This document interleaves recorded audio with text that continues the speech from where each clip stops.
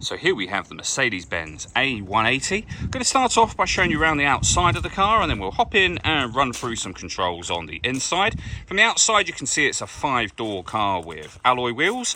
Let's start off inside the boot and then work our way around the rest of it from there. As we approach the back of the car, you can see we have plenty of boot space along with that 60/40 split folding rear seat should you wish to increase this space even further. Okay, so we're just going to work our way back around to the front of the car and then we'll hop in and run through some of the controls on the inside of it from there. But now that we've done a full circle, you can see it's in lovely condition the whole way round. Just briefly before we climb in, I think it's well worth seeing the interior from this exterior point of view. There's plenty to run through on the dashboard, so let's hop in and we'll do that now. Okay, now that we're inside the car, we're going to start with the dials. Over on the left-hand side, we have the speedometer and fuel gauge. On the right-hand side, the rev counter and coolant temperature gauge.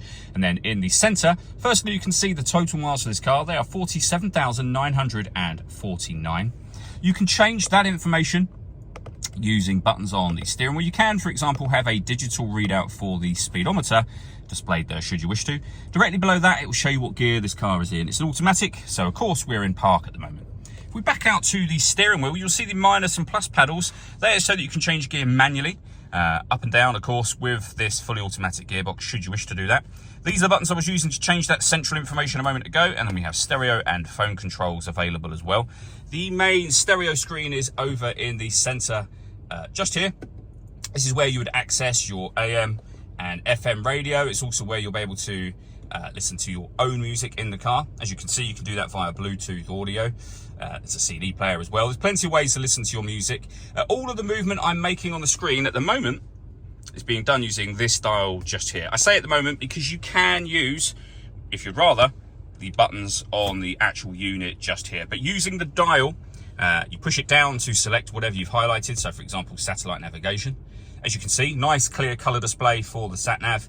You can come back a step from there all the way back out to the main menu. You can pair your phone. Again, all of what I'm doing is done using just that dial. If I pop the car into reverse, you'll also see that this car's got a full color reversing camera as well, with guidelines that show you what direction the car is headed in relation to the image shown on the screen. Working our way back down to the buttons we have here, we have buttons for our phone as well, our main volume for the stereo. We have the CD player that I mentioned just a moment ago.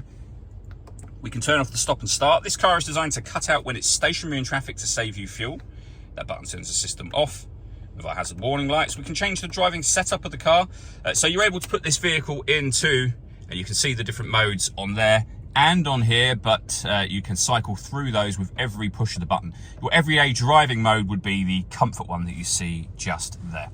And then below all of that, we have our air conditioning. So you can adjust the temperature, the fan speed, the direction the air is being distributed in just here. When you're happy with those settings, air conditioning is on at the minute, so you can turn it off, back on again. You can recirculate the air that's in the car. That's a great way of heating it up or cooling it down quickly depending on the temperature you've set over here. We have some storage and a 12-volt charging socket and a bit more storage in here as well. All that leaves me to say is thank you for taking the time to watch this video. If you'd like to come and see the car in person and have a test drive, please feel free to give us a call here at Surrey Specialist Cars. We'd love to hear from you soon.